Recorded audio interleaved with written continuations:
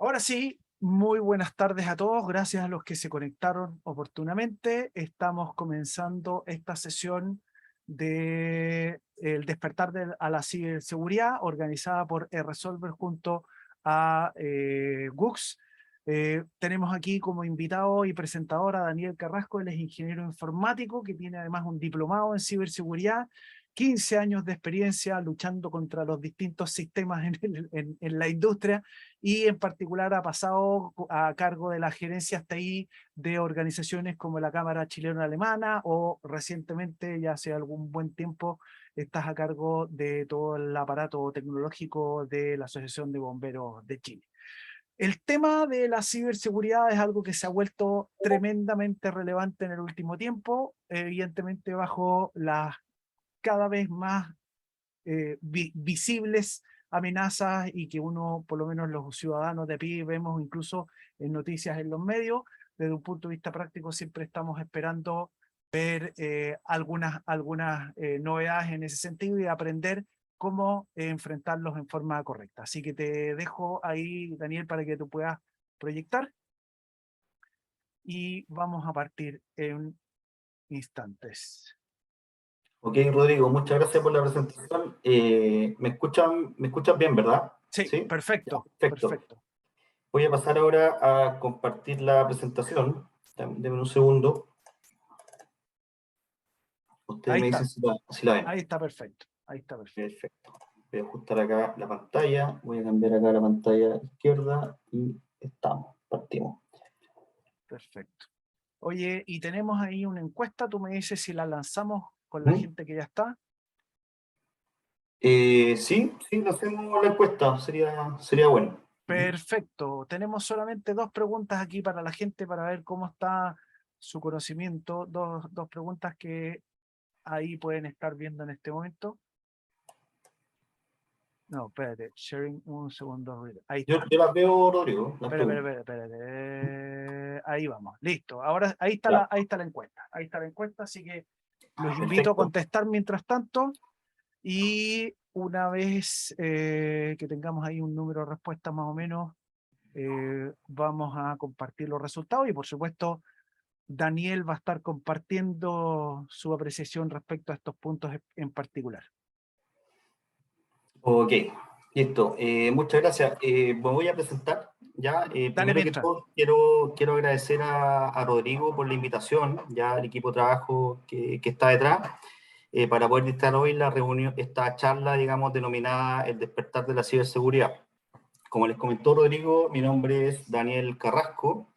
Tengo alrededor de 15 años de experiencia en tecnología, no en ciberseguridad, en tecnología en general. En términos de ciberseguridad, llevo ya aplicándolo hace alrededor de 2 años, primero en una empresa alemana, y hoy en día, como bien dijo Rodrigo, presto un servicio a la Asociación de Bomberos de Chile. Y esto para contarle un poco: Bomberos de Chile es administrado por la Junta Nacional de Bomberos, que administra los 16 consejos regionales a nivel nacional, y cada consejo regional administra los cuerpos bomberos a nivel nacional. Alrededor de 313 cuerpos bomberos a nivel nacional, de Arica a Punta Arenas, ¿ya? Así que esa es mi presentación. Yo voy a apagar la cámara, no sé si hay algún problema con eso para optimizar el tema de la banda, y voy a avanzar con la presentación.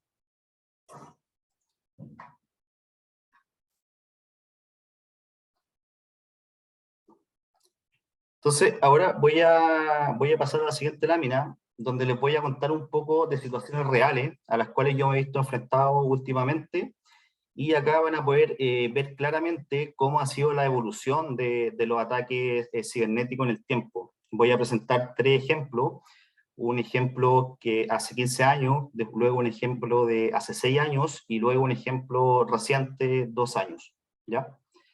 Voy a avanzar la lámina acá.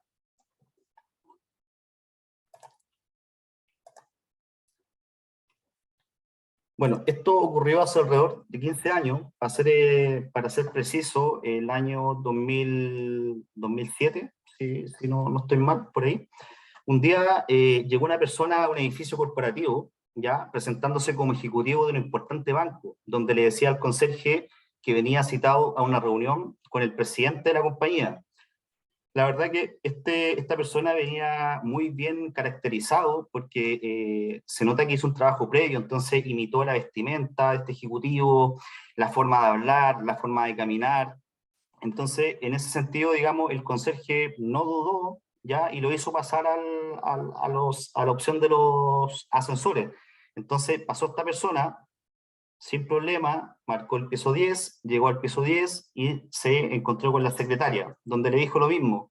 ¿Sabes, Patricia, que vengo a una reunión con el presidente de la compañía, vengo del banco tanto, me citó hoy, sí que necesito pasar a hablar con él?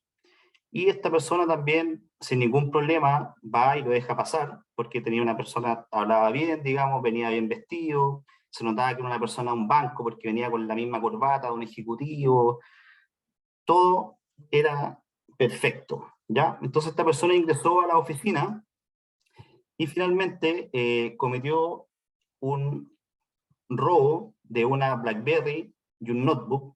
Acá lo importante no es el notebook y la BlackBerry, sino que lo que se borró finalmente, lo que se robó finalmente fue información importante, porque este computador tenía información de cliente, información sensible de la compañía, lo cual luego de poder revisar las cámaras de seguridad se percataron de los movimientos que tuvo esta persona, ¿ya?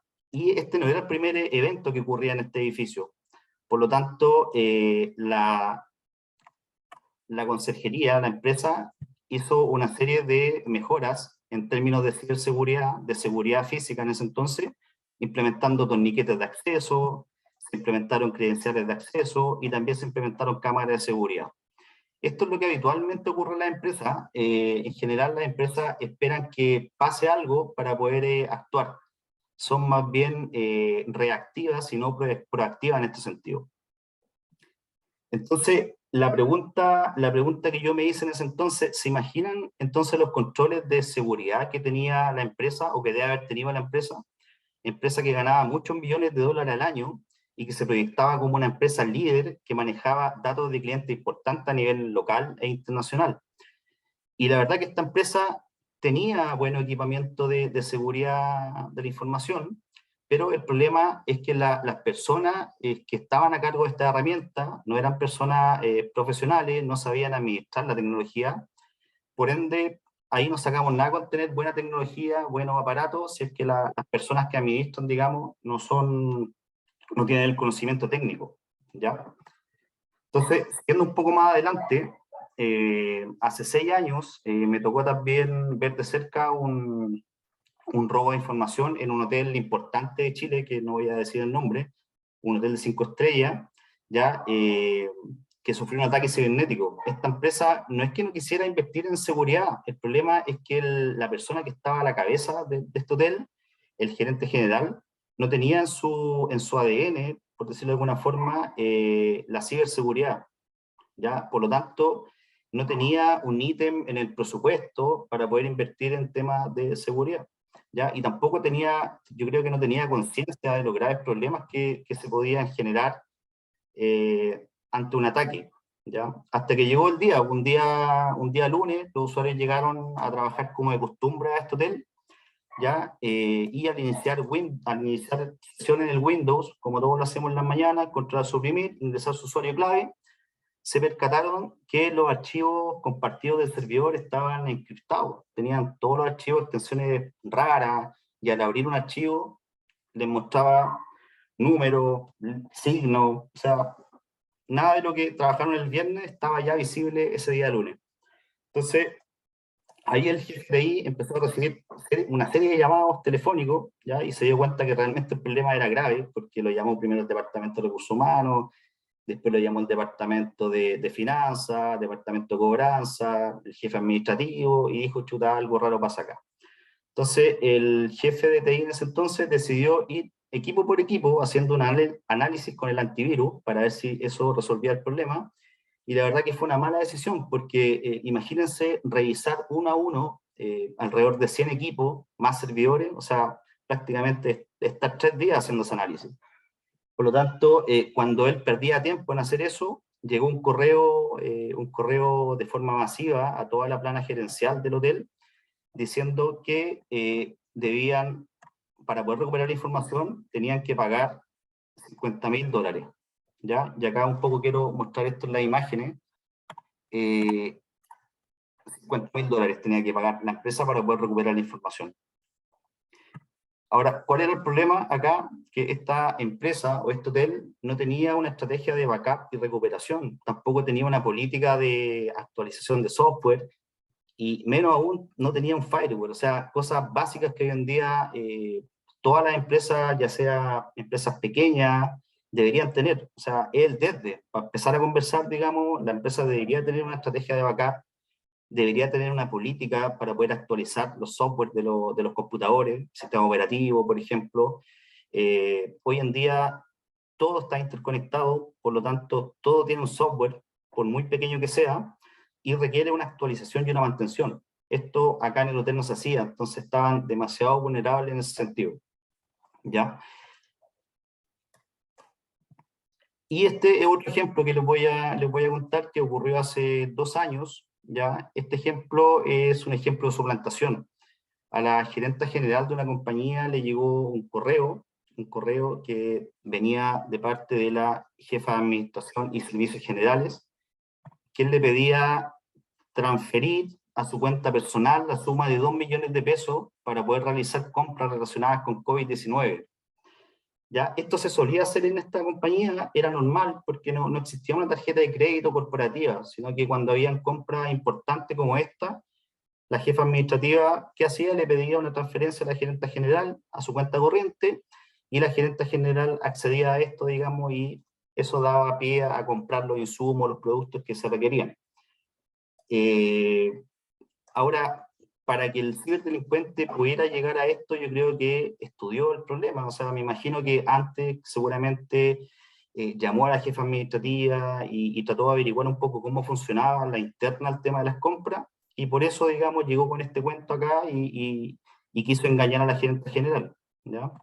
Pero finalmente la gerente general, digamos, se percató que era una estafa, ¿ya?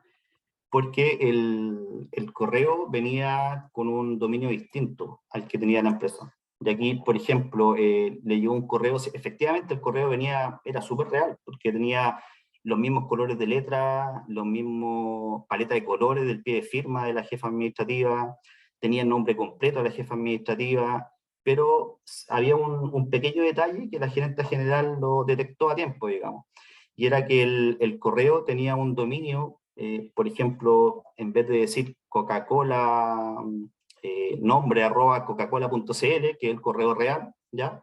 Decía @coca-cola-1.cl. Entonces, eso le llamó la atención. Y claro, efectivamente fue un intento de phishing, y al percatarse ella de eso, digamos, pudo detener esta estafa a tiempo, ¿ya? Entonces, la pregunta que surge ahora, ¿qué es la ciberseguridad? ¿Ya? La verdad que la ciberseguridad hoy en día hay varias definiciones, uno encuentra definiciones en internet, a veces conversando con los compañeros, pero la verdad que no hay que ser muy creativo para poder entender qué es lo que es, y la verdad que yo busqué una definición en internet de qué es lo que es la ciberseguridad, y a mi parecer es como la más exacta, ¿ya? Y básicamente es la práctica de proteger sistemas, redes y programas de ataques digitales, ¿ya? Hoy en día los ataques más populares a los que nos vemos enfrentados son los famosos phishing. Eso ustedes los conocen, ¿cierto? Phishing proviene de la palabra en inglés phishing, la cual significa pescar, ¿ya? Y en esta imagen que les puse quise representar justamente lo que era un phishing. Acá podemos ver un pescador que lleva 7 horas tratando de pescar un pez en el lago, ¿cierto? Y con un anzuelo, señuelo, ahí me pueden corregir los pescadores, creo que es señuelo, que se parece mucho a los bichos o peces chicos que comen estos peces. Entonces, ¿qué pasa? El pez lo come y es atrapado por el pescador. Bueno, algo similar ocurre con los phishing digitales, donde alguien suplanta tu identidad, por ejemplo, de tu banco, de tu proveedor de correo, de Netflix, de Spotify, de Instagram, de tu proveedor de internet, de Facebook, de tu universidad, Twitter, etc. ¿Ya? donde te piden, siempre en general te piden de forma urgente, te piden los datos de la tarjeta de crédito, por ejemplo, para renovar un pago de algún servicio, y generalmente los ciberdelincuentes lo hacen con herramientas, o más bien con servicios que son de bastante confianza de las personas, porque, por ejemplo, ¿quién duda de Netflix? O sea, hoy en día todos tienen Netflix, y incluso hay distintos perfiles en Netflix que son para los niños y todos distintos integrantes de la familia. Entonces, en general, uno no duda de esta herramienta, y si uno no se da cuenta o no se percata, fácilmente puede caer en una estafa de este tipo, ¿ya? Entonces, hay que tener ojo con eso, porque los delincuentes en este minuto son muy astutos, y en el fondo en cualquier minuto podemos caer, y de hecho he visto caer personas que son tecnológicas, gerentes. O sea, esto no tiene que ver con un tema de estudio ni nada, sino que hay días que la verdad uno anda pensando en otras cosas, y fácilmente puede caer en una estafa, ¿ya? Así que yo les pido ahí que tengan ojo con eso, y ojalá si hay algún incidente conocido lo puedan reportar. ¿Mm? Entonces, yo me atrevería a decir que los phishing, en un 99% me atrevería a decir que es a través del correo electrónico. ¿Y por qué? Porque el correo electrónico está siempre con nosotros. O sea, ¿quién no tiene configurado el correo en el teléfono? Yo tengo como 3 correos configurados en mi teléfono, tengo el Instagram, tengo Facebook. Lo primero que hago en la mañana es ver el correo, el calendario, qué reunión tengo en la mañana, etcétera. Entonces, es un servicio que está 24/7 con nosotros, y eso los delincuentes lo saben, entonces lo aprovechan, ¿ya? Por ejemplo, acá les quiero mostrar un ejemplo de un phishing. Si se fijan acá, el phishing viene de Netflix, donde dice: su cuenta Netflix está suspendida, y te dice abajo en el texto: estimado cliente, tu cuenta de Netflix actualmente no tiene una factura atrasada, ¿ya? Tiene una o más facturas atrasadas. Actualiza sus detalles de pago en las próximas 48 horas. O sea, ya te ponen la primera presión. Y después te dicen: para evitar suspensión. O sea, ya te meten 2 presiones, ¿ya? Y te dicen más encima: limitación de sus servicios de Netflix. Entonces uno dice: chuta, no me quiero quedar sin las películas, la serie que partí viendo la semana pasada, voy a pagar. Y ese es el error que muchos cometemos.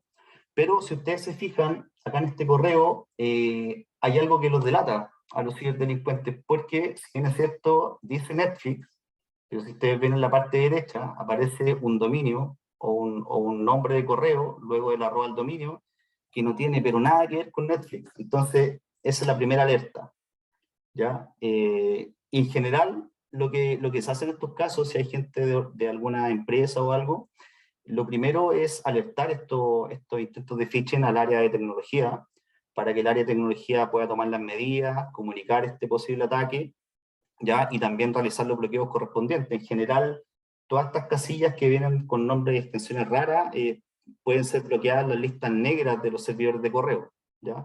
Así que perfectamente, usted notificando este error, digamos, o este posible phishing, el departamento de TI puede tomar las medidas correspondientes, ¿ya?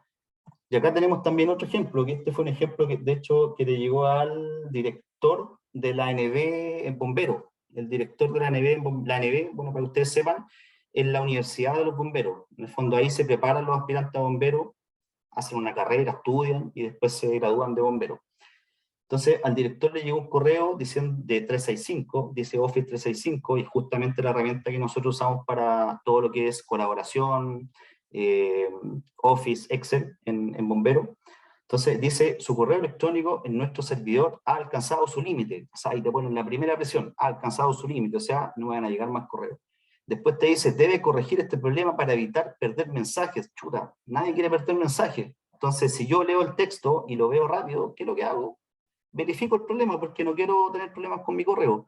Sin embargo, tú cuando pinchas verificar problema, lo más probable es que te pidan ahí tu usuario y tu clave, y en ese minuto ya tus datos ya están en otro lado y ya pueden cometer estafas, digamos. Entonces, pero si yo fuera un poquito más detallista, podría darme cuenta que, por ejemplo, bombero-administrador, es poco común que tengamos un correo de esa forma. O sea, no me imagino un correo Coca-Cola-administrador. O sea, es raro. Ese es el primer problema que yo veo. y después de eso veo el correo y me percato que el dominio no tiene nada que ver con Bombero. O sea, cimadaca.co.jp, o sea, realmente un correo que no tiene nada que ver con Bombero. Entonces, lo mismo.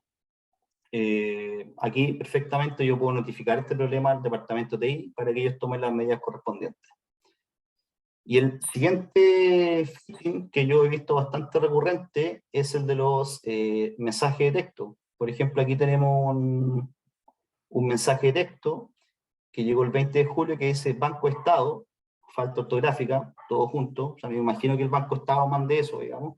Estimado cliente, tiene aprobado su IFE laboral, con amor inmediato a su cuenta, solicítalo aquí. Y te pone un link que la verdad, si yo lo veo, no tiene nada que ver. O sea, lo bueno es esto que, mira, por lo menos tiene un certificado digital, ¿ya? Pero el dominio, estado.app-mediocl.ca.com, no tiene nada que ver con Banco Estado. Por lo tanto, ahora, si yo quiero ir más allá y comprobar y estar más seguro que es un phishing, pesco este número, lo guardo en mis contactos y veo que tiene una foto de WhatsApp de una persona, no sé, tomándose un vino con, limón, con melón, por ejemplo. Entonces, ya, ahí ya uno ya definitivamente termina de comprobar que esto es una estafa, ¿ya? Y esto nos vemos enfrentados todos los días a estos tipos de mensajes, y de hecho hay un feature nuevo que no lo incluí en esta presentación, pero que también es importante que lo sepan, son los famosos QR. Ahora, ¿qué es lo que están haciendo los ciberdelincuentes? Tú vas a un restaurante y se fijan que en los restaurantes ahora tú vas y escaneas ahí el QR y puedes ver la carta, ¿cierto? Bueno, ahora se le ocurrió a los ciberdelincuentes pegar un QR sobre el QR real y finalmente ese QR que ellos te pegan es un phishing. O sea, te dice, oye, te has ganado un plato gratis, ingresa tus datos, etcétera, y ahí se provoca el robo. Entonces, ahí para que tengan ojo con eso, que eso está ahí, está fuerte ese tema. Entonces, la pregunta es, ¿cómo prevenir? ¿Ya? La verdad que hay varias formas de prevenir estos tipos de ataques, y ataques en general, no estoy hablando solamente de phishing, ¿ya? Y la primera recomendación, y esto es clave que se entienda, mantener siempre los sistemas operativos y aplicaciones actualizados, ¿ya? Y la verdad que hoy en día esto prácticamente viene automático en todos los computadores, ¿ya? Incluso si alguien se compra un computador en algún minuto o algún teléfono, puede exigirle a este vendedor, da lo mismo a la empresa, que la configuración de la actualización venga en automática, o tú mismo la puedes configurar y basta con que se actualicen una vez a la semana y con eso ya estamos protegidos, ya en términos de virus, por ejemplo. ¿Ya? No tenemos tanta vulnerabilidad al tener un sistema operativo actualizado. Hoy en día todo tiene un sistema operativo. Para que ustedes sepan, no solo el computador, el televisor que se conecta a internet, el celular, los access points, los routers, o sea, todos los equipos, hasta refrigeradores, se pueden conectar a internet hoy en día. Entonces todo tiene un sistema operativo. Y se recomienda que todo obviamente siempre esté actualizado, ¿ya? Otra recomendación también importante es que nunca hagas clic en vínculos que vengan con mensajes o correos de remitentes que son sospechosos, ¿ya? Y aquí el ejemplo que les mostré anteriormente, los phishing, ¿ya? Otro ejemplo es nunca ingreses tus credenciales personales en portales que se ejecuten desde un mensaje o un correo. Lo mismo que les mostré en la lámina atrás, phishing, ¿ya? Solo visita portales web oficiales, ¿ya? Los portales web en general son súper simples. Tienen el nombre de la empresa, .cl.com. Si ustedes ven un dominio que, no sé, pues de una empresa, vamos a ir con el ejemplo Coca-Cola 22, obviamente IBM no va a colocar una página de ese tipo, o sea, y menos tampoco un .cl. Entonces, ahí ya es raro. Entonces uno tiene que siempre tener cuidado, digamos, con tratar de ingresar a páginas oficiales y reales. Ya hoy en día los ciberdelincuentes son muy creativos y te imitan hasta el logo, la paleta de colores, los banners, es prácticamente todo igual, pero el problema es que cuando tú pinchas el link te lleva a otro lado, digamos, ya a otra dirección, que no es la real. Lo otro es también cuestionar ofertas. O sea, nadie te va a llamar de un día para otro y te va a decir, oye, te ganaste un premio de 5 millones, 10 millones, pásame tus datos, eso es prácticamente imposible que pase. Ahora, aquí tengo una salvedad, a mí me pasó, y de verdad me gané 5 millones de pesos, ¿ya? Entonces yo diría que el 99,9999 es falso, pero hay una posibilidad de que sea real, ni yo lo sabía, ¿ya? Y la verdad que esto fue porque en algún minuto participé en una trivia de Entel, que se llamaba Entel La Lleva, y me llamaron y me dijeron, oye, te ganaste un premio de 5 millones de pesos, ven a retirarlo a tal parte. Y la verdad que yo no creía, hasta que fui a la oficina, vi que había una ejecutiva, digamos, que era real, después me llegó el valevista, y la verdad que era un concurso, y si no hubiese contestado o lo hubiese cortado, hubiese perdido ese premio. Pero bueno, son cosas que pasan una vez a las mil, así que, pero la mayoría son estafas. Otra recomendación es no descargar archivos adjuntos que vengan en mensajes sospechosos, ¿ya? Eso también es súper importante. Y lo último sería nunca responder correos de remitentes sospechosos, ¿ya? Esas serían como un poco las recomendaciones que yo les puedo hacer hoy. Eh, bueno, y pasando a otro tema, quería contarle un poco, según las estadísticas mundiales de Internet, ya actualizado al 30 de junio del año presente, 2022, el 97,2% de la población chilena tiene acceso a Internet. O sea, imagínense, ya tiene Internet ya sea desde un computador, desde el teléfono, ¿ya? Y es la penetración más alta en Sudamérica. Además, en Chile hay 18,8 millones de cuentas Facebook creadas. O sea, imagínense la cantidad de información que tienen los ciberdelincuentes hoy en día. Tienen, para crear una cuenta de Facebook de partida, yo necesito un teléfono celular, necesito una cuenta de correo, y toda la información que se maneja ahí. Información de la familia, currículum, amigos, dónde yo me junto con mis amigos, dónde vacaciono, en qué fecha me voy de vacaciones. Entonces, si se fijan, hay tanta información para los ciberdelincuentes, y eso los ciberdelincuentes lo saben y lo aprovechan. Por lo tanto, es súper complicado el tema. Aparte, no solamente Facebook, me imagino que debe haber una cantidad similar en Instagram, también en Twitter, y así suma y sigue, entonces es súper complicado. Entonces, con estos datos duros, digamos, que les quise presentar ahora, me gustaría pasar a entender un poco qué son las vulnerabilidades y las amenazas, ¿ya? Que también es clave que eso lo podamos conocer. Vulnerabilidades, principalmente, es un fallo o una debilidad que pone en riesgo la seguridad de la información. Por ejemplo, acá podemos ver una casa que tiene una puerta abierta, es una vulnerabilidad, porque en cualquier momento esto se puede transformar en un riesgo. Ahora, si lo llevamos al mundo tecnológico, esto se podría haber representado, por ejemplo, en una página web. Ya, por ejemplo, yo tengo una página web que desarrollé el año 2014, para ser un poco más técnico, no sé, con un lenguaje o una plataforma Joomla, ¿ya? Lo desarrollé en 2014 y nunca a la fecha he actualizado. O sea, ahí tenía una serie de vulnerabilidades, de inyección de SQL, robo de información, o sea, hay una lista ahí enorme que se puede buscar, digamos, y nos podemos dar cuenta que hay muchas vulnerabilidades en esa página web. Entonces, eso precisamente es lo que nos dice la vulnerabilidad, ¿ya? Son fallos o debilidades que ponen en riesgo la seguridad de la información, ¿ya? Y estas vulnerabilidades pueden ser producidas por errores de configuración, ¿ya? Carencia de procedimiento o fallos de sistema. Y son una de las principales causas de ataques informáticos. Y por otra parte, tenemos también las amenazas, ¿ya? ¿Qué son las amenazas? En el fondo es la acción que aprovecha una vulnerabilidad para atacar o invadir un sistema. Lo que les comentaba hace un rato, si yo tengo una vulnerabilidad, tengo una página web que desarrollé hace el 2014 y nunca le he hecho ningún mantenimiento, o ni siquiera una página web, puede ser un sistema, un WMS, un CRM, que no tiene ninguna actualización, ya sea la aplicación como tal y el contenedor que almacena esta aplicación, claramente tengo una vulnerabilidad. Entonces, en algún minuto, si he tenido suerte, quizás no me han atacado, pero lo más probable es que en algún minuto sí lo hagan. Y eso, dependiendo de la empresa, tiene un impacto importante porque afecta finalmente la reputación y la confianza. O sea, yo no voy a querer tener, por ejemplo, mi plata en un banco que ha sido hackeado, no sé, 10 veces en el año. No, o sea, no voy a sacar cuenta corriente en ese banco.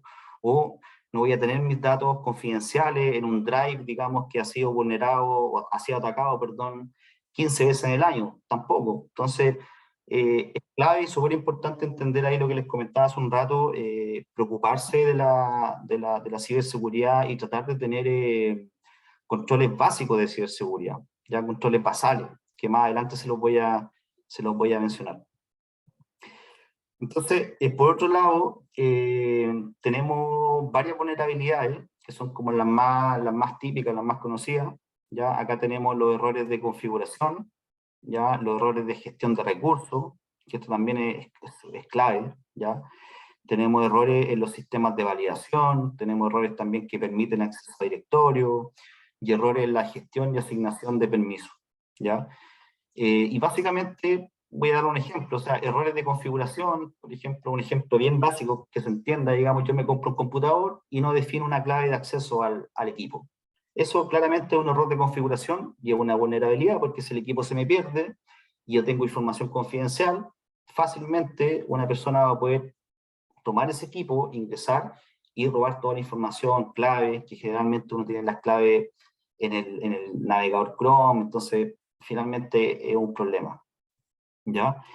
Y por otra parte también tenemos las amenazas, y las amenazas más típicas a las que nos vemos enfrentados actualmente son las del tipo malware, ¿ya? Que es una de las mayores amenazas a empresas de todos los tamaños, estoy hablando de empresas chicas, medianas, grandes, de mundo público, mundo privado, ¿ya? Y las amenazas más populares son los virus, ¿ya? Los famosos virus, los gusanos, los troyanos, los ransomware, los keyloggers, y la verdad que acá pueden encontrar un mix de nombres y significados, pero finalmente es algo que ingresa a tu equipo y te roba la información. ¿Ya? El método puede ser distinto, pero finalmente el problema final, digamos, es el mismo, o sea, es robarte la información o encriptarte los datos y pedirte una recompensa por la recuperación. Y por otro lado tenemos también los ataques de denegación de servicio, ¿ya? Que en el fondo es un servidor que recibe muchas peticiones al mismo tiempo y dado a esas peticiones, digamos, colapsa y cae, ¿ya? Y ese también es un ataque bastante famoso que se ve harto hoy en día, digamos. Que no, dicho sea de paso, esto no sale en la noticia ni en la radio, pero uno lo ve en el día a día, digamos, porque se sabe entre los compañeros y entre los colegas de trabajo. ¿Ya? Entonces, la pregunta que yo me hago, ¿es realmente importante la ciberseguridad? Yo diría que sí, y mucho, ¿ya? Sobre todo ahora que casi todo está digitalizado, estamos todos interconectados, nuestros datos están en todos lados prácticamente. Hoy en día es súper fácil y súper rápido, por ejemplo, conocer el root de una persona. Yo, no sé, me meto a una página de internet y puedo saber fácilmente el root de la persona, dónde trabaja esa persona, cuáles son los socios de una empresa, el root de la empresa, el rol que tiene cada persona dentro de la organización, saber también si esta persona es casado, tiene hijos, qué auto tiene, o sea, hoy en día la información está en todos lados, ¿ya? De hecho, yo tengo información de mis correos, tengo información, no sé, cuando uno viaja a otro país, por ejemplo, típico que para conectarse a una red Wi-Fi, ingresa a un portal cautivo, ingresa tu correo, tu nombre, entonces ya tus datos están en otro país, o sea, imagínate dónde están tus datos ahora, o sea, imagínate qué pueden hacer los ciberdelincuentes con toda tu información, muchas cosas. Entonces, aquí también les quiero hablar, pasando a otro punto importante, les quiero hablar sobre la triada de la información. Yo sé que muchos conocen estos términos, pero siempre es bueno poder refrescarlo. Entonces vamos a ver tres conceptos importantes que están relacionados. Es decir, queremos que la información en general tenga estas tres características. ¿Ya? La característica de confidencialidad, ¿ya? Integridad y disponibilidad. Cuando nos referimos a confidencialidad, nos referimos a que la información no deba ser divulgada con personas o sistemas que no estén autorizados. Por ejemplo, mi cuenta corriente, yo tengo acceso yo, mi señora, pero nadie más. O sea, yo y mi señora, nadie más tiene acceso a mi cuenta corriente. No debería tener acceso otra persona, digamos. ¿Ya? De eso se trata la confidencialidad, en términos simples, digamos, para que se entienda. ¿Ya? También tenemos el concepto que es la integridad. La integridad, ¿qué es lo que nos dice? Es garantizar la exactitud y la completitud de la información. ¿ya? Un ejemplo de esto, por ejemplo, en una empresa, un departamento de recursos humanos entrega un contrato de trabajo a una persona, el contrato de trabajo que va con su detalle de nombre, dirección, sueldo líquido y todos los acuerdos laborales, digamos, tienen que llegar de forma íntegra y no tienen que ser modificados a la persona que recibe ese contrato, ¿ya? No tiene que haber ningún punto de más, no tiene que haber ninguna línea de más, o sea, tiene que ser un documento, digamos, íntegro, ¿ya? Y después tenemos el concepto también de disponibilidad, ¿ya? La información debe estar cuando la necesito. Y el ejemplo de esto, básicamente, si yo quiero pedir una hora al médico, la página de la clínica tiene que estar siempre operativa, no puede estar abajo, digamos. O si yo quiero ir a sacar plata al cajero automático, siempre tiene que estar disponible mi plata en el banco. O sea, no puede ser que no esté disponible, digamos. Entonces, eso un poco nos habla de la disponibilidad. Y así, bueno, hay varios ejemplos, pero yo lo quise llevar un poco a lo cotidiano y a lo simple, digamos, para que se pueda entender un poco más. Entonces, la pregunta que surge ahora, dicho todo lo que hemos conversado, es ¿por dónde empiezo para poder estar protegido de los ciberdelincuentes? Esa es la gran pregunta. Si, finalmente todo lo que yo dije, probablemente todos lo conozcan, pero el problema es, ¿qué hago para poder estar protegido? ¿Por dónde empiezo? ¿Qué hago? ¿Parcho los equipos? ¿Me compro un cortafuegos? ¿Contrato a un especialista de la NASA en ciberseguridad? ¿Qué hago? Y no, la verdad que la respuesta es simple, o sea, lo que tenemos que hacer es concientizar a las personas de las empresas, implementando cápsulas, ojalá una vez al mes, contarle a las personas cuáles son los ataques principales que ocurren en el día a día, tratar de también enseñarle a la plana gerencial, a los directores, que, bueno, ellos generalmente, dependiendo de la edad, son de otra época, pero es bueno que conozcan estos términos de ciberseguridad y también contarle un poco a qué es lo que se ven enfrentados en el día a día, digamos, ¿ya? Y cuáles son las consecuencias que esto les podría traer a sus organizaciones. Entonces, yo creo que es clave acá concientizar a las personas, como les comenté, ya haciendo cápsulas o charlas, digamos, de forma mensual, ¿ya? Eh, Existen varias buenas prácticas para poder empezar a implementar ciberseguridad, práctica, marco y regulaciones. Yo les voy a nombrar 3 solamente hoy, existen muchos más. La primera, y yo creo que una de las más conocidas, es la ISO 27001-2013. ¿Ya? Tenemos también las buenas prácticas, la SysControl versión 8, y tenemos la NIST. ¿Ya? O sea, esas 3 son las que se conocen, digamos, las más conocidas. Hay más, por cierto, pero yo hoy me quiero centrar solamente en una, que es la SysControl V8, y les quiero contar un poco en el fondo, para que se entienda, esto es una receta, ya que me dice qué es lo que tengo que hacer, cómo lo tengo que hacer y con qué lo tengo que hacer para poder estar protegido. ¿Ya? Entonces, ¿qué es lo que son las SysControl? Es un conjunto de buenas prácticas para poder estar protegido en las organizaciones. ¿Ya? También nos indica, por ejemplo, cuáles son las acciones defensivas que podemos tomar para poder prevenir ataques mayores, ¿ya? Y también apoyándonos con el cumplimiento de múltiples marcos, por ejemplo, ahí el ISO 27001, la NIST, ¿ya? En general, todos estos marcos, estas normas, en alguna parte, digamos, conversan. No sé, por ejemplo, un control X de la SysControl, un control me refiero, no sé, tener un inventario de hardware, ¿ya? Que es un control de la SIS, igual se puede replicar en la norma ISO 27001, quizás con otro título, pero en el fondo es lo mismo. Entonces yo puedo fácilmente pescar estas 3 normas y sacar las que más apliquen a mi organización, ¿ya? Esa es la gracia de poder tener una receta, por llamar de alguna forma, para poder implementar en la empresa. Entonces, en conclusión, estos controles están diseñados para complementar los estándares, marcos y esquemas de cumplimiento existentes y también, a su vez, proporcionar una línea base de protección contra los riesgos en toda la organización. ¿Y cómo se estructuran estos controles? Básicamente, estos controles tienen una descripción general, ¿ya? Una breve descripción del objetivo del control, también tiene por qué este control es crítico, te dice por qué este control es crítico, de hecho te da una pequeña descripción de la importancia de este control para bloquear, mitigar o identificar ataques.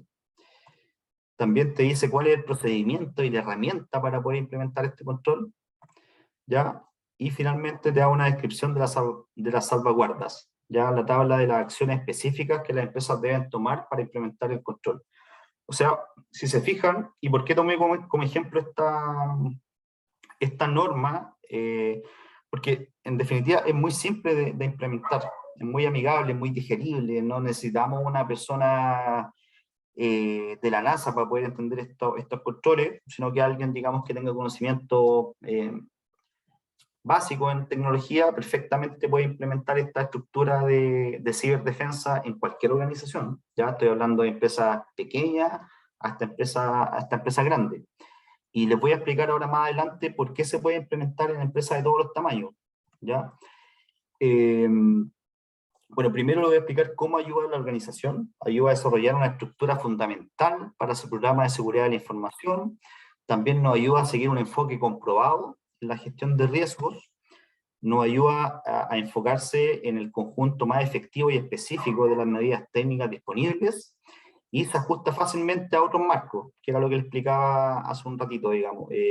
Esta norma se ajusta fácilmente a otros marcos, que es la ISO 27001, la NIS, creo que hay otra que se llama la que usan los bancos para las tarjetas de crédito, la PCI DSS, si mal no recuerdo. Bueno, esa otra norma. Y hay varias. Entonces, lo bueno es que esta SysControl recoge como controles de todas esas otras normas. Entonces, se ajusta fácilmente a estos marcos y a estas regulaciones. Entonces, ahora les voy a explicar un poco qué son los grupos cómo se componen los SysControl, ¿ya? Los SysControl se componen de grupos de implementación, que son los IG. Entonces, aquí tenemos tres niveles. Tenemos el IG1, que es como el básico, digamos, el ciberhigiene, que le llaman ciberhigiene. Tenemos el IG2 y tenemos el IG3. En general, las empresas pequeñas que no tienen un conocimiento elevado en temas de ciberseguridad, sí o sí tienen que tener implementado el IG1, ¿ya? Empresas medianas deben tener implementado el IG1 y el IG2, y empresas grandes, todo, el IG1, IG2 y IG3. Entonces, la empresa generalmente identifica los subcontroles a implementar en función del riesgo y los recursos, y las organizaciones se pueden autoevaluar, ¿ya? Y se clasifican en un IG para priorizar los controles SIS, lo que les comentaba. Ya, si yo soy una empresa pequeña, perfectamente puedo aplicar para un IG1. Y ahora les voy a contar un poco qué es lo que es IG1. ¿Ya? Entonces, como les comentaba, implementar IG1 es prioritario, o sea, de ahí empecemos a hablar. Cuando me hablan de seguridad, de ahí empecemos, o sea, ya es básico que una empresa, ya sea pyme, que esté recién partiendo, es básico que tenga un plan de inventario de equipos, que tenga su sistema actualizado, que tenga un cortafuegos, que tenga una solución de bloqueos de correo, lista blanca, listas negras, por ejemplo. O sea, eso ya, de ahí partamos la conversación. Ya, si no tienen nada de eso, está todo mal, la verdad que van derechito a tener algún problema grave en términos de ciberseguridad. Entonces, el IG1 es un higiene cibernético, y el grupo de implementación IG1, ¿qué nos presenta? Nos presenta 56 salvaguardas o 56 controles. Como les comenté, está enfocado el IG1 en empresas pequeñas o medianas que tienen experiencia limitada en TI y en ciberseguridad, y su principal preocupación es mantener el negocio operativo, ¿ya? Después tenemos los grupos de implementación IG2, que son, ya aquí tenemos 76 salvaguardas y controles, más los 56 controles o salvaguardas del IG1, ¿ya? O sea, tenemos alrededor de, si no estoy mal, 132 controles que deberíamos aplicar en el IG2 para empresas medianas, ¿ya?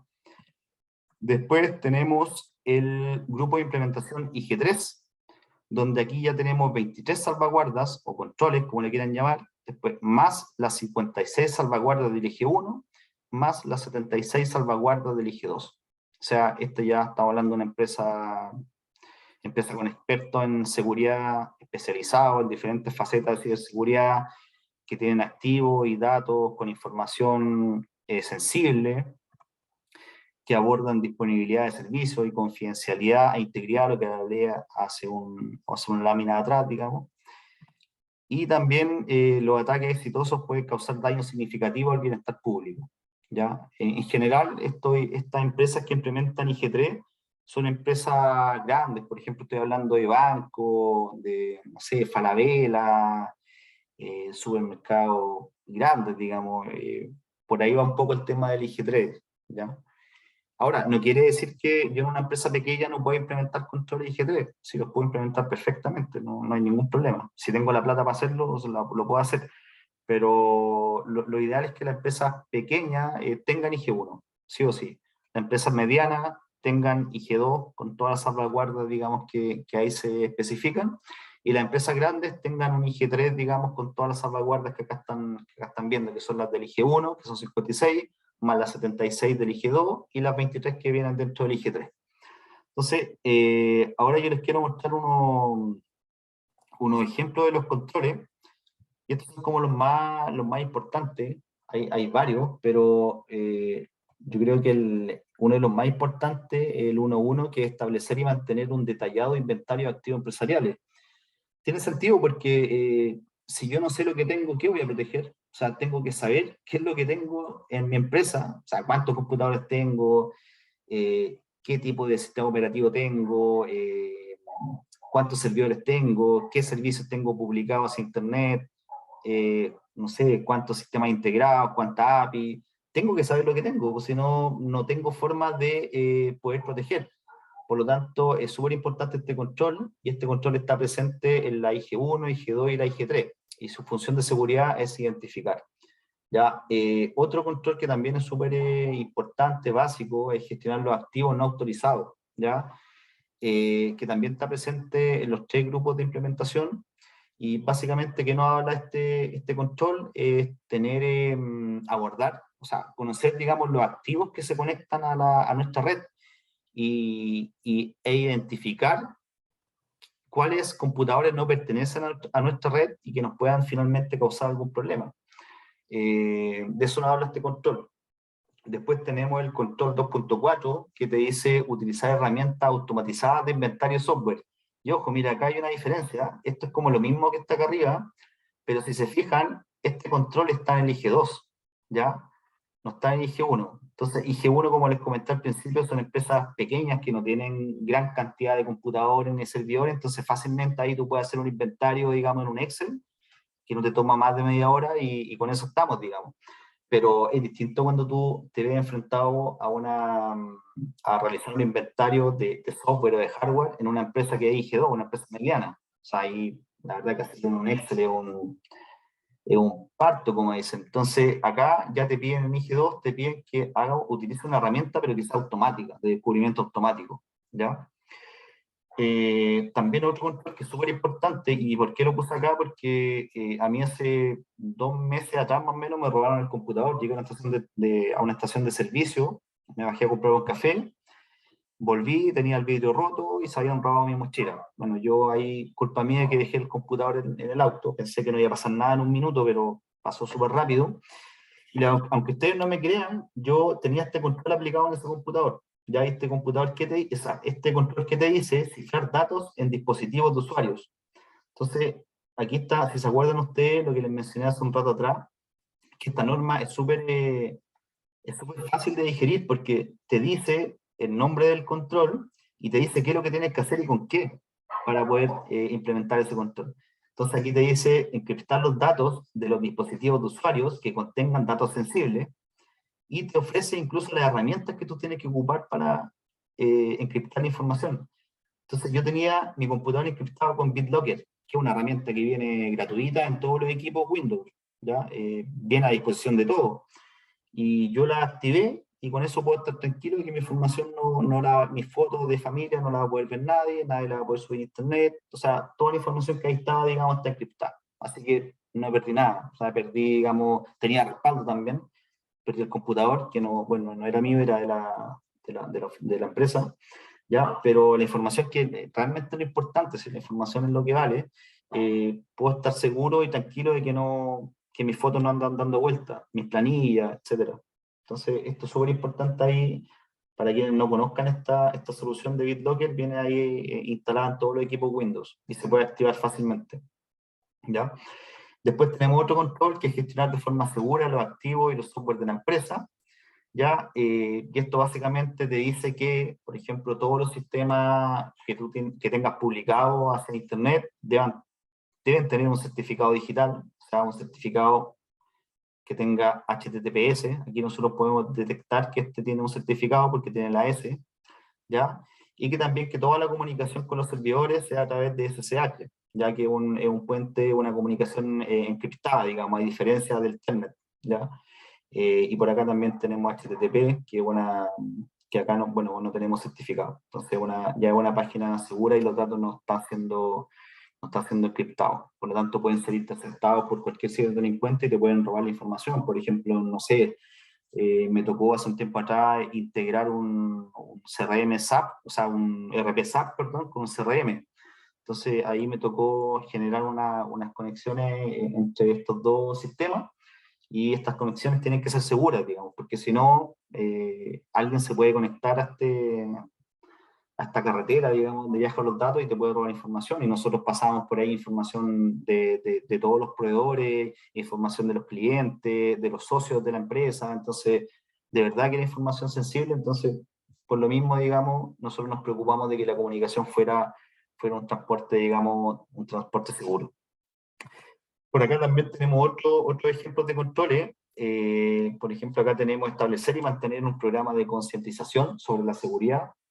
Eso es lo que yo les comenté hace un rato. Digamos, es importante establecer esta comunicación, hacer cápsulas, capacitar al personal, contarle qué es la ciberseguridad, cómo esto nos puede afectar, y de verdad que es un tema súper importante que lo puedan abordar, ¿ya? Y este control está presente en IG1, IG2 y IG3, y su función de seguridad es proteger. Y acá todos estos controles te hablan de capacitar, capacitar, capacitar, capacitar. Entonces, fijan, acá no hay que inventar la rueda ni nada, sino que basta simplemente con apegarse a alguna norma y empezar a aplicar los controles. Obviamente es súper importante que estos controles sean implementados por gente que tenga los conocimientos, ¿ya? Y que les pueda dar el mantenimiento adecuado a lo largo del tiempo, digamos. Así que eso básicamente les quería contar. Yo creo que aquí estamos terminando la presentación. Rodrigo, no sé si alguien tiene alguna duda, alguna consulta. Oye, sí, ahí, hola, hola, ¿qué tal a todos? Efectivamente, yo creo que estábamos todos bastante atentos a varios de los puntos esenciales. Yo pues, voy a partir por una pregunta, pero bienvenido cualquiera de la audiencia que nos comparta una pregunta por el chat, la puede escribir ahí mientras tanto. Oye, quería combinar un poco algunas de las cosas que tú estabas mencionando, y tratar de ser más visible o más explícita una relación que existe entre dos temas. Tú mencionabas mucho de la preocupación individual que tengo que tener yo. Mencionabas que te robaron el computador, que podría haber tenido información crítica. Por ejemplo, claves de acceso o las contraseñas preestablecidas dentro del Chrome, por ejemplo, cosas de ese estilo. Entonces, gran parte es un poco reforzar el concepto que gran parte de las vulnerabilidades de las organizaciones es porque logran vulnerar o de alguna manera engañar al individuo que tiene algunos accesos. Más allá, porque uno tiende a pensar, o lo voy a decir por mí, yo a lo mejor originalmente tendía a pensar de que un hacker era capaz de entrar a los servidores, meterse a Amazon, no tengo idea, una serie de cosas, y en realidad la forma de vulnerar esos accesos es a través de las personas. Si puedes comentar esa parte de ahí. De hecho, sí, tienes toda la razón, Rodrigo. Generalmente se dice que el eslabón más débil de la cadena son las personas. O sea, se dice que principalmente los ataques vienen por ingeniería social. Entonces, eso ocurre, digamos, en el día a día, y yo lo puedo evidenciar, digamos, constantemente que está pasando. Entonces, no, ahí está súper bien lo que tú mencionaste, Rodrigo. Sí. Oye, y lo segundo, que eventualmente tú hablaste también de hacer harto inventario, mencionabas lo de los servidores, de alguna manera yo lo interpreté como que hay que hacer un inventario de los servidores de la organización. Aquí en la audiencia vemos mayoritariamente gente que estamos tanto en Google como en el Resolver, y todo lo que tenemos es más bien en servicios en la nube, en Amazon, en Google Cloud, Claro. en DigitalOcean. Por lo tanto, uno dice, y lo digo por mí, confiamos en la seguridad que entrega Amazon, confiamos en la seguridad, los de DOS eventualmente hasta los podrían manejar, no sé, un Cloudflare o cosas de ese estilo, servicio externo. Pero, de nuevo, ¿dónde está el reforzamiento de seguridad? Porque nos pasó hace no muchos días, algunos de los que están aquí presentes recuerdan un incidente de que a la infraestructura cloud de un cliente hubo una vulneración y todo indica que hubo un acceso, password, etcétera, y cosas de ese estilo, Mm. que alguien, y sin saber, en el fondo ni siquiera hemos investigado por dónde entró, pero el hacker descubrió cómo entrar por ahí. Exactamente. Sí, de hecho, sin ir más lejos, Rodrigo, bueno, una persona importante acá de bomberos, tiene por su cuenta una empresa de tecnología, ya y presta servicio de contabilidad, y de hecho la página la tiene en el WhatsApp, ¿ya? Y una vez de puro copuchento me metí a la página, la revisé, y empecé a mirar la página, es bonita, y cuando llegué a nosotros me di cuenta que me parecía puro código. Y empecé a mirar el código, aparecía el nombre de la base de datos, el usuario, la clave. Entonces, a pesar de que esa página supuestamente se la creó una persona que sabía de diseño, pero no sabía de seguridad, esa página está alojada en un sitio externo, en un Azure, ¿ya? Entonces, son cosas, la verdad, que pasan y por ahí, digamos, los ciberdelincuentes, me gusta hablar de ciberdelincuentes a mí porque para mí los hackers son buenos, para mí los hackers se conectan y te dicen que tienen una vulnerabilidad, sin embargo los ciberdelincuentes no, pues ellos te roban información nomás, entonces como ya yo ocupo ese concepto, pero está bien igual. Pero claro, o sea, estamos constantemente expuestos. Yo diría que nunca confiarnos a pesar de que yo tengo una infraestructura en una Azure, en una Amazon, siempre es bueno igual saber y tener el detalle de dónde yo tengo mi información y los sistemas que yo proveo a la gente externa, ¿ya? Porque finalmente si yo no tengo esa preocupación, puede pasar algo, digamos, y finalmente el que se va a ver afectado va a ser la empresa que presta el servicio, porque los clientes van a perder o no van a confiar, mejor bien dicho, en esa plataforma. Y más que la plataforma, en la empresa. O sea, Sí, sí, claro. eso es lo que pasa. Oye, no, clarísimo. O sea, evidentemente cuando hay cualquier tipo de vulneración, está la reputación finalmente de toda la organización de trabajo, al menos de los que estamos trabajando. Se da justamente en el caso de nosotros, Wux y Resolver, que le damos servicios a terceros y de alguna manera nosotros manejamos en nombre de ellos la infraestructura. No son pocos los casos en los cuales en realidad nosotros somos los dueños de la infraestructura. ¿Hay alguna recomendación para nosotros que somos los desarrolladores, los ingenieros que estamos a cargo de esto, que no somos particularmente súper expertos en ¿Mm? seguridad y más allá que podemos profundizar, como el primer elemento de seguridad? Te voy a inventar algo que estuvimos discutiendo internamente hace poco, hace un par de semanas atrás, por ejemplo, que todos tengan autentificación de dos factores, por ejemplo, cosas de ese estilo. Claro, bueno, en ese sentido, lo que tú dices es súper importante porque generalmente cuando tú ingresas a algún sistema que es crítico, en lo general la gente ingresa con un usuario y una clave complicada. Pero, ¿qué es lo recomendable? Es que exista, como tú bien dices, un doble factor de autenticación. En el caso, por ejemplo, de los correos Microsoft, esto es un ejemplo, viene esa propiedad ya activa, entonces yo la puedo perfectamente configurar, o también si yo tengo una conexión a través de una VPN SSL segura a la red de la empresa, yo puedo perfectamente también ahí incorporar una doble autenticación de seguridad para poder estar más protegido en el fondo. Pero, Sí, y lo otro también, bueno, a mí me ha tocado últimamente acá en Bomberos, yo lidero un equipo de desarrollo también, y hemos tratado también de implementar varias normas de seguridad, y entre ellas, que también están acá en estos SysControl, es separar los ambientes. O sea, yo cuando llegué acá me enfrentaba a que todo el desarrollo era en un servidor, estaba todo productivo, hay un desorden, entonces en el fondo también tratar de ordenar que lo que está en test sea un servidor con una VLAN distinta, lo que está en producción sea otra VLAN, otra carretera, ya para que se entienda, Bueno, y en el fondo separar un poco los ambientes, que los pasos de producción sean validados antes de pasarlo, y también ahí existe una herramienta que la OWASP Top 10, ya que es una herramienta que te permite ahí escanear como código también, así que en todas esas cosas hemos estado ah, trabajando actualmente, ¿ya? Así que es súper importante eso más que nada, y yo diría que también, eh, aparte, digamos, de todo lo técnico y conocer herramientas y ejecutar el comando y todo eso, yo creo que también es súper importante lo que les comenté, que hablar, conversar, concientizar, capacitar a las personas, porque muchas veces hay un desconocimiento y ahí se provocan, digamos, los problemas. ¿Mm? oye, y a propósito un poco de lo mismo, hay una pregunta de Claudio Ruz en el chat que dice, ¿cuáles son las cosas más básicas que se deben implementar en una empresa pequeña? Pensemos en una empresa pequeña que tiene menos de 15 personas, seguramente, o a lo mejor pensando el tamaño que tenemos en Google, menos de 30, sigue siendo una empresa pequeña, no alcanza la mediana, por lo tanto, hay una relación muy directa entre todos nos conocemos finalmente, y Ujú. eso puede ser una ventaja, puede ser una desventaja. ¿Cuál es como tu top 3 recomendaciones para ese tipo de casos? Sí, bueno, mi recomendación es que siempre, o sea, sí o sí tiene que haber un cortafuego, independiente de que la infraestructura esté afuera, porque finalmente uno llega con los computadores, digamos, se conecta al Wi-Fi y trabaja, digamos, hacia la nube. Entonces yo creo que eso es como básico. También estar preocupado de las actualizaciones de los equipos, de que los equipos estén siempre actualizados.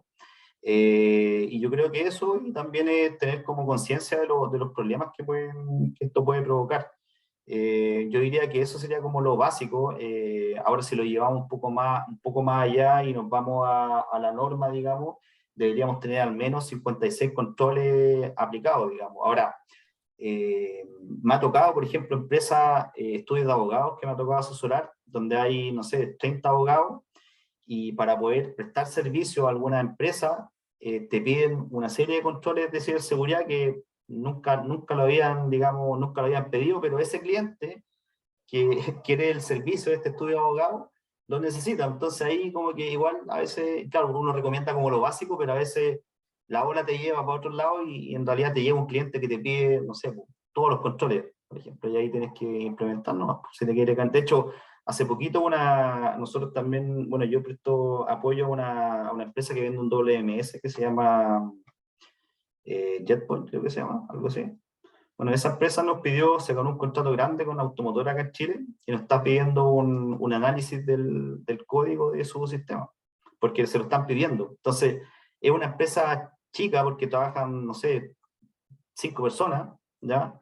Pero aquí van a tener que implementar controles que le está exigiendo esta empresa automotora, o sea, la marca, digamos, ¿ya? Entonces ahí perfectamente van a implementar a lo mejor controles de un IG2, que es una empresa mediana. Entonces todo depende, digamos. Ya, clarísimo. Claro. Oye, alguien más, hay una pregunta de Rodrigo Torres. ¿Cómo ha cambiado el enfoque de seguridad informática con la nueva realidad del trabajo remoto? Tremenda pregunta. ¿En qué cosas Sí, deberían fijarse las empresas que han migrado a este tipo de trabajo para resguardar su información? Y nosotros somos ahí sí. claramente un caso. Sí, buena pregunta. De hecho, hoy día estaba leyendo el diario Financiero y estaba leyendo una entrevista ahí que decían que el trabajo home office, en el fondo todos decían llegó para quedarse, pero en el fondo no llegó para quedarse. Hay muchas empresas ya que están volviendo a la normalidad. Nosotros mismos volvimos hace varios meses ya a trabajar de forma presencial, pero yo diría que lo importante de una empresa que, digamos, permita a los empleados trabajar de forma remota, lo importante es tener lo que les comentaba, una conexión segura a la red. Generalmente hoy las empresas trabajan, hay muchas empresas que trabajan con información, digamos, compartida de un servidor, por lo tanto requieren de una VPN, ojalá que esa VPN sea una VPN segura, que tenga una doble autenticación para la conexión. Eh, Básicamente, en términos simples sería eso, digamos, El lo paso más uno, importante. el paso. Paso uno, claro, claro, exactamente. Sí. Perfecto. Buenísimo. Oye, muchas gracias por la respuesta. ¿Alguien más? ¿Alguna pregunta adicional? Estamos, mientras tanto, les comparto los resultados de la encuesta original.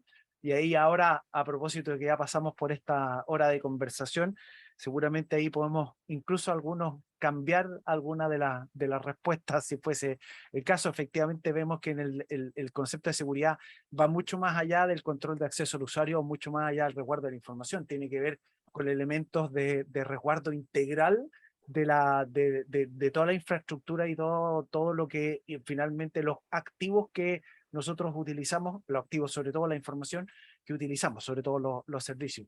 Y el concepto de integridad, confidencialidad y disponibilidad obviamente empieza a tener bastante más sentido, a pesar de la mayoría de la gente, la mitad de las personas que contestó esta encuesta ya tenía una idea inicial.